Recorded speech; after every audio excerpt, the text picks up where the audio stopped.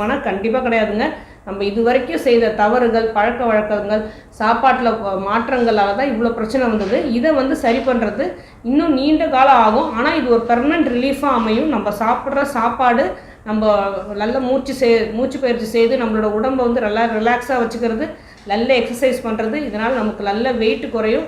Wait குறையும் போது உடம்புல உள்ள ஃபைபர், உடம்பு நச்சு வந்து எல்லாமே ஃபைபரால் வெளியேறும் போது ஹார்மோன்ஸ்லாம் நல்லாவே சீராக சுரந்து அவங்களோட இர்ரெகுலர் பீரியட்ஸ் வந்து ரெகுலர் பீரியட்ஸாக கொஞ்சம் கொஞ்சமாக மாறும். அதாவது முக்கியமாக ஜங்க் ஃபுட்ஸை அவங்க தவிர்த்தணும்.